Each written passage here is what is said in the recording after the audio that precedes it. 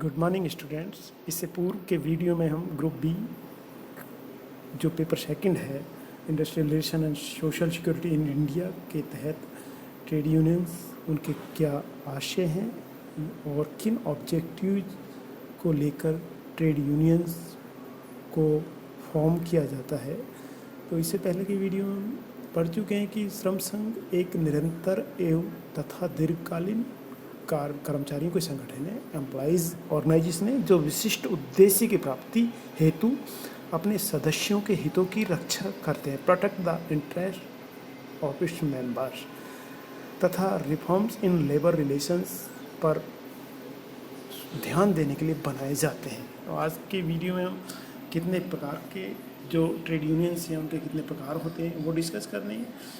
तो trade unions के प्रकार को हम दो भागों में बांट सकते हैं, on the basis of purpose और ideology, and another is on the basis of membership structure. Number one, on the basis of purpose और आइडियोलॉजी, यानी जो इस फर्स्ट क्लासिफिकेशन के अंतर्गत में तीन तरीके के ट्रेड यूनियंस होते हैं। एक रिफॉर्मिस्ट यूनियन है, second one business union, and third one uplift oblique friendly union. Let us discuss about the detail of the following trade unions. Number one, first one, reformist और welfare unions, या जिन्हें हम सुधारवादी या कल्याणवादी संघ भी कहते हैं, यानी कि समाज के मौजूद जो सामाजिक राजनीतिक ढांचे के भीतर परिवर्तन और सुधार के लिए एक पॉजिटिव वे में ये काम करती हैं, जो मॉडल एक तरीके से यूरोपीय मॉडल पर आधारित है। Work for the change and reform with in the existing socio political framework of society, यानी कि एक तरीके से पॉजिटिव वे में सकारात्मक तरीके से जो वर्तमान में समाज में या समाज के जो राजनीतिक परिवेश में जो चल रहा है उसमें एक तरीके से सुधार की इनकी कोशिश रहती है। दो प्रकार के होते हैं। नंबर वन, बिजनेस यूनियन, व्यापार संघ, यानी कि कह सकते हैं क्राफ्ट या कामगारों का एक वॉलंटरी एसोसिएशन है जो किसी व्यापार विशेष का या कंपनी का होता है, यानी कि किसी पर्टिकुलर कंपनी के या किसी पर्टिकुलर बिजनेस के जब कार्मिक या कर्मचारी एम्प्लॉयज़ मिलकर अपने हितों या इंटरेस्ट या उनके प्रमोशंस के लिए या उनका प्रोटेक्शंस के लिए जब एक ऑर्गेनाइजेशन बनाते हैं तो वो कहलाता है बिजनेस यूनियन या व्यापार संघ, या जिसे हम कारोबार भी संघ कहते हैं। इनका बेसिकली एक तरीके से पॉजिटिव वे में नेगोशिएट या कलेक्टिव बार्गेनिंग या सामूहिक सौदाबाजी के थ्रू एक तरीके से अपनी बातों को मैनेजमेंट से मनवाना होता है, वो भी पॉजिटिव तरीके से। सेकेंड वन, फ्रेंडली और अपलिफ्ट यूनियंस, यानी कि उत्थान या जिन्हें मैत्री संघ भी कहते हैं, यानी कि कार्य स्थिति के क्षेत्र से परे व्यापक सुधारों की वकालत करते हैं। अर्थात कराधान, यानी कि एक जो समाज में जो एग्जिस्टिंग जो सिचुएशंस है, चाहे वो रिडक्शंस ऑफ पुअर्टी है या जो टैक्स स्ट्रक्चर्स है उनमें ढांचे को लेकर कोई इनके रिगार्डिंग कोई सुधार करना चाहते हैं, इनका ऑब्जेक्टिव होता है। यानी कि एक तरीके से इंटेलेक्चुअल क्लास या बौद्धिक कर्मचारियों या कार्मिकों का एक संघ होता है, यूनियन होता है, जो एक तरीके से मैत्रीपूर्ण परिवेश में इन बातों को मनवाते हैं। इनका क्राफ्ट या इनका एक तरीके से जो स्किल्स है उससे कोई इनका लेना देना नहीं होता है। ये भी सामूहिक सौदेबाजी के थ्रू और म्यूचुअल इंटरेस्ट, यानी कि अपने लाभ बंटवारे के लिए कोई अपनी बात मनवानी है जो एक तरीके से कॉमन इंटरेस्ट से जुड़ी है, उन चीज़ों पर अपनी बात मनवाते हैं। Second one, another is revolutionary unions, जिन्हें हम क्रांतिकारी यूनियंस भी कहते हैं।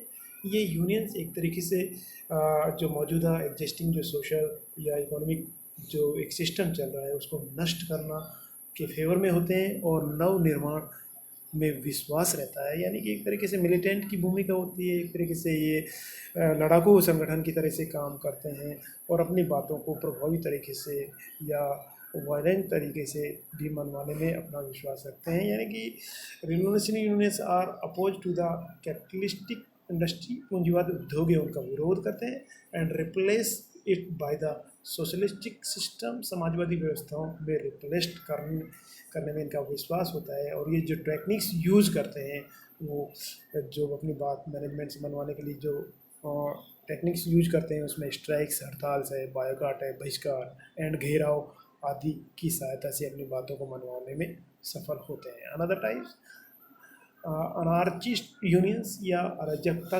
संघ जिन्हें हम कहते हैं, ये यूनियन मौजूदा, ये भी यूनियन, इसमें टाइप्स कितने होते हैं।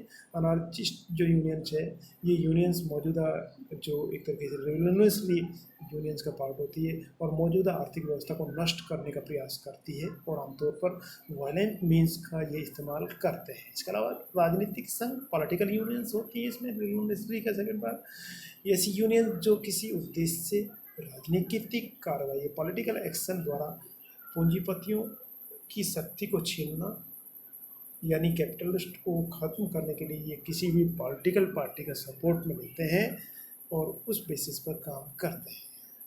थर्ड वन प्रीडेटरी यूनियंस जिन्हें हम शिकारी यूनियन भी कहते हैं। जो प्रीडेटरी या जिन्हें हम शिकारी यूनियन है, वो प्रोफेसर हॉक्सी के द्वारा इनके एक तरीके से स्थापना, एस्टेब्लिशमेंट किया गया। ये यूनियन नैतिक मूल्य, कानूनी व्यवस्थाओं या मॉरल में विश्वास नहीं करते हैं। ये अपनी बातों को मनवाने में किसी भी हद तक जा सकते हैं, यानी कि ये अपने लाभों को या अपने इंटरेस्ट को मनवाने के लिए किसी भी हद तक जा सकते हैं। इसमें दो तरीके के हम सबसंघ जो यूनियंस हैं उनकी बात कर सकते हैं। गुरिल्ला संघ हैं और नेक्स्ट वन है hold up unions and another fourth that is dependent unions जिन्हें हम निर्भर यूनियन भी कहते हैं। यह यूनियन भी प्रोफेसर हॉक्स के द्वारा एक तरीके से मॉडल दिया गया था और ये जो संघ है, यूनियन है, पूर्ण रूप से या पार्टली, होली या पार्टली किसी न किसी प्रकार से अन्य कर्मचारियों पर निर्भर होते हैं या अन्य किसी यूनियन पर जो कर्मचारियों की यूनियन है उन पर निर्भर होकर कार्य करते हैं। नेक्स्ट वन हम जब बात करते हैं on the basis of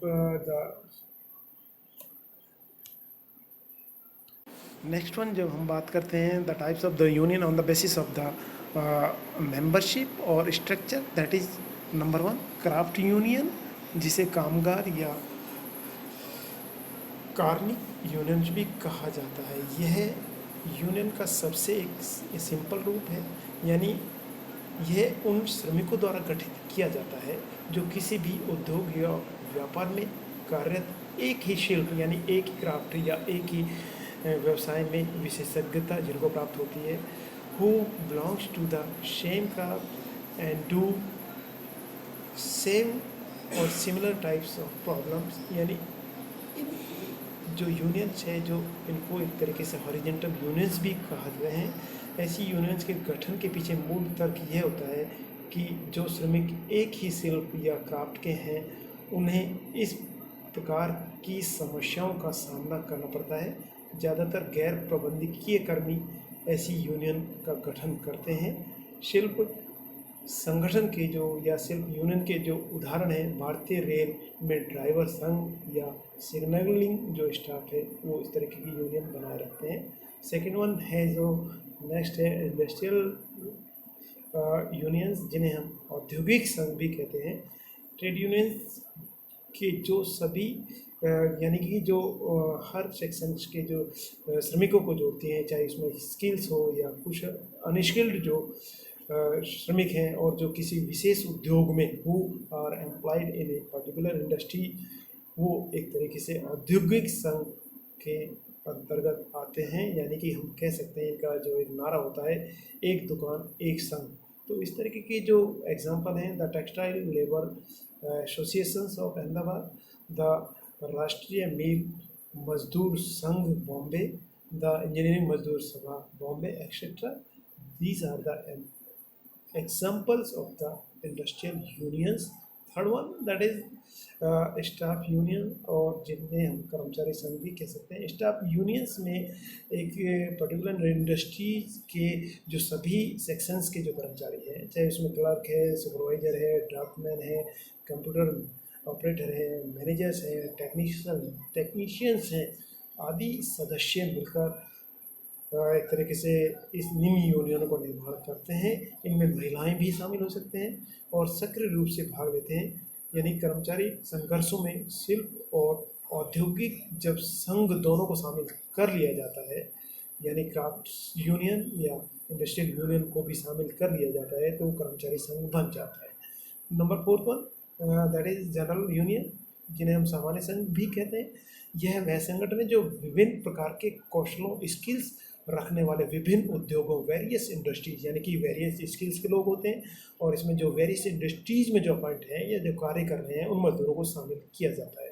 in union के उद्देश्यों चरित्र में, यानी कि उनके ऑलराउंड डेवलपमेंट और पर्सनलिटी एस्पेक्ट जो एम्प्लॉइज हैं उन पर एक तरीके से उनको सभी तरीके से फैसिलिटीज़ और सभी सेक्शंस के लिए एक तरीके से ओपन एक्सेस होते हैं, जो अपनी ताकत को एकजुट होकर अपनी बात को मनवाने में सफल होते हैं। यानी कि एक तरीके से यूनियन जब विभिन्न कौशलों के व्यक्ति या विभिन्न जो इंडस्ट्रीज हैं उनके व्यक्ति मिलकर इस तरीके से यूनियन का निर्माण करते हैं, तो एक तरीके से सामान्य संघ बनते हैं, जिन्हें हम जनरल यूनियंस भी कहते हैं, और वो बहुत ही एक अपने आप में पावरफुल यूनियन होते हैं, जिसके एग्जांपल हैं Jamshedpur labour union Jamshedpur, national union of municipal and general works UK, that is the number. Next one है the last, that is the federation. ये राष्ट्रीय स्तर के संगठन है जिसके लिए इंडस्ट्री लेवल संयंत्र स्तर है, आपका क्राफ्ट ऑर्गेनाइजेशन हो सकते हैं, या इंडस्ट्रियल ऑर्गेनाइजेशन यूनियंस और जनरल यूनियंस से संबंध होते हैं। ये एक तरीके से सर्वोच्च समन्वयकारी, या जिसे हम कह सकते हैं टॉप लेवल पर एक कोलैबोरेशन की यूनियंस हैं, जो समस्त पदाधिकारी चाहे स्किल्स हो सेमी स्किल्स हो, यानी कि इनके निर्माण एक तरीके से राष्ट्रीय स्तर पर किया जाता है, और एक तरीके से इन्हें राष्ट्रीय संघ भी कहा जाता है, जैसे all India trade union of Congress, CFTU, BMS भारतीय मजदूर सभा, UT, UC United trade union Congress. ये एक तरीके से यूनियंस एक तरीके से एसोसिएशंस के रूप में कार्य करती हैं, जो एक पॉलिटिकल पार्टी से सपोर्टेड होती है, और पॉलिटिकल पार्टी के जो आइडियोलॉजी है उन आइडियोलॉजियों को ध्यान में रखते हुए अपनी बातों को मैनेजमेंट के सामने रखने और उनको अपनी बातों को मनवाने में एक तरीके से मूवमेंट करते हैं या एजुकेशन करते हैं, और उस स्थिति में उनको एक तरीके से एक जो पॉलिटिकल पार्टी है वो भी उनको एक सपोर्ट देने का कार्य करती है। इसमें एग्जांपल है the all India bank employees का एसोसिएशन, यानी जिसमें सभी बैंकों के एम्प्लॉइज़ शामिल हो सकते हैं। All India Railway Men's Federation, जिसमें इंडियन रेल के अलावा गुड्स रेल या जो एक तरीके से मैकेनिकल है या टेक्निकल आदमी है या कोई लेबर है, वो सारे के सारे इन संघों से जुड़ सकते हैं। The all India insurance employees association, जो राष्ट्रीय स्तर के एक तरीके से जिसमें LIC है या निजी जो कंपनियां हैं उनके जो कार्मिक हैं या उनमें काम करने वाले जो लेबर है वो एक तरीके से इन यूनियन में अपनी सदस्यता कर सकते हैं। नेक्स्ट वीडियो में हम प्रिंसिपल ऑफ ट्रेड यूनियंस के बारे में डिस्कस करेंगे। सभी को बहुत बहुत धन्यवाद। Take care, all the best.